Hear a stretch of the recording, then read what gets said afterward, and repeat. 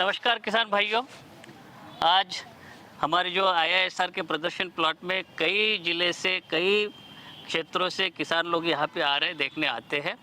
और देवास ज़िले के भाटोनी परमार इस गांव के जो एक प्रगतिशील किसान हैं योगेंद्र पवार जी, वो यहाँ पे आए हैं। उन्होंने इस पूरे वैरायटियों का भ्रमण किया और उनसे हम जानना चाहेंगे कि आपने जो 14 किस्में यहाँ पे देखी, किस प्रकार से स्थिति है इनकी और कौन सी किस्म आपको पसंद आई है, और दूसरे किसानों के बारे में, मतलब ये किस्में देख के आपको क्या लगा और आपकी प्रतिक्रिया हम जानना चाहेंगे, ताकि दूसरे किसान जो कि किसी कारण से यहाँ पे नहीं आ पाए वो इस बारे में जान सके। सर, यहाँ जितनी भी वैरायटियाँ लगी है लगभग सभी 100 दिन से ऊपर की वैरायटियाँ हैं। अच्छा। हाँ, और किसान को तो ज़्यादा जो यहाँ की जो एटमॉस्फेरिक कंडीशन है वो उसमें 95 डेज 100 मतलब 90 to 95 डेज वैरायटी अगर हो वो ज़्यादा अच्छी रहेगी। मतलब थोड़ा सा यहाँ क्या मालवा के हिसाब से ज़्यादा लेट मेच्योरिटी वाली वैरायटियाँ चलती नहीं, क्योंकि बरसात अगर पीछे से नहीं, तो मैं ये जानना चाहूँगा कि ज़्यादा लेट मतलब यहाँ पे अर्ली का मतलब कितने दिन का होना चाहिए और लेट का मतलब कितने दिन का? 100 दिन से जितने भी ज़्यादा है वो सब लेट ही है हमारे लिए। तो अर्ली कुछ लोग बोलते हैं कि जैसे 95-60 की तुलना करते हैं, जैसे 95-60 ज़्यादा अर्ली है, मतलब 85 डेज में आ जाती है। मतलब आपका कहना है कि 95 दिन, 95 से 95 दिन के आसपास वैरायटी अगर हो तो वो उसको किसान ज़्यादा अच्छी तरीके से अपनाएगा और वो उसके प्लाट पे भी या उसके खेत पे भी मतलब ज़्यादा अच्छा रिजल्ट होगा। क्योंकि यार लेट जितना जो 100 दिन से ज़्यादा लेट वैरायटियाँ हैं वो इतना पक नहीं पाती, क्योंकि इस बार तो 2 साल 3 साल से तो बरसातें बहुत अच्छी हो रही है, तो फिर भी मैच्योर हो जाती है। पर नहीं, तो उसका तोड़ क्या है? जैसे हम तो पिछले कई सालों से बोल रहे हैं कि एक से ज़्यादा किस्मों की खेती करनी चाहिए, जैसे कि कम समय में पकने वाली हो, मध्यम समय में पकने वाली हो, अधिक समय में। तो क्या होता है कि जो उत्पादन क्षमता है किस्मों की, जैसे कि आप भी जानते हैं कि कम समय में पकने वाली किस्म की उत्पादन थोड़ा सा कम रहता है, तो उसका नियोजन कर सकते हैं। और पिछले 3 साल से हम लगातार यही स्थिति देख रहे हैं कि भले ही किसान लोग ये कहे कि 95-60 जल्दी पकती है और वही लगाना चाहिए, और लगा रहे हैं क्योंकि बीज भी दूसरे नए किस्म का उनके पास में नहीं है। लेकिन इस स्थिति के बावजूद भी जो पिछले 3 साल से लगातार देख रहे, पकने के समय पे बारिश आ जाती, इस साल भी यही हो रहा है। ये पिछले 3-4 साल से ये 85 दिन वाली भले ही चाहते लेकिन वो कट नहीं पा रही है, तो 90-95 दिन हो ही रहे। तो उस स्थिति से देखते हुए आपने यहाँ पे कुछ जो कम समय में पकने वाली किस्में देखी, जैसे कि NRC 130 भी आपने देखी जी।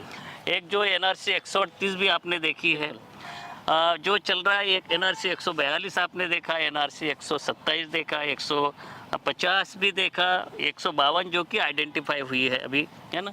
एक जो आपका 2172 आपने देखा, और ये 1135 है RVSM की।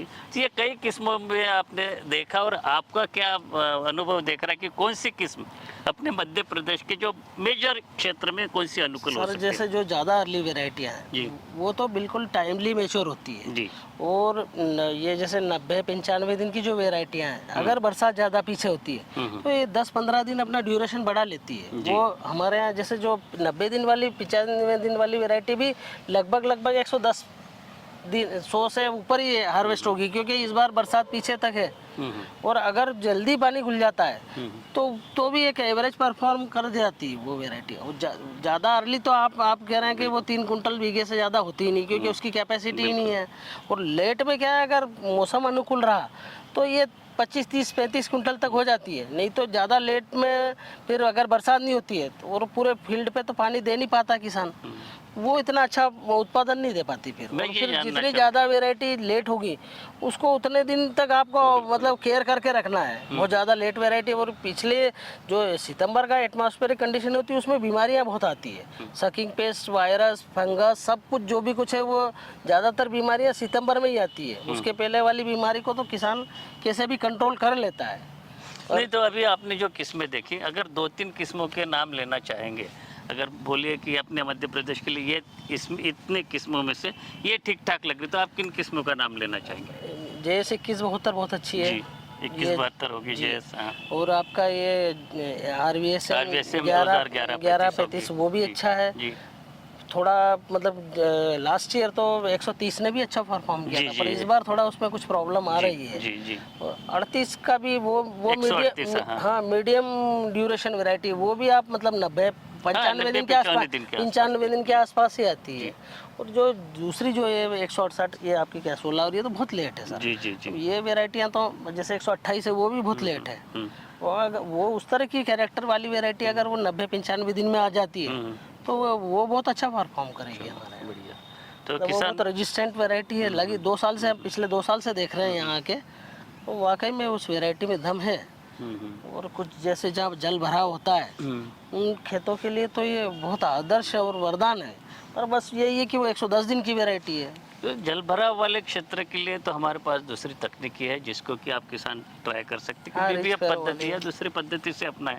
लेकिन अगर जैसे कि हमारे कुछ जो वैज्ञानिक लोग भी कहते हैं कि जो उत्पादन क्षमता की जहाँ तक बात है कि कुछ उसका जो है ना योगदान तो किस्म का रहता है, लेकिन मैक्सिमम जो योगदान आपके किसान के मेहनत हाँ, का बिल्कुल, रहता है। बिल्कुल। तो भले ही हम ये पैकेज कहें आप कि इस प्रैक्टिस वैरायटी का करें, ज़्यादा उत्पादन मिलता है, लेकिन वो मुख्य रूप से किसान के ऊपर निर्भर होता है।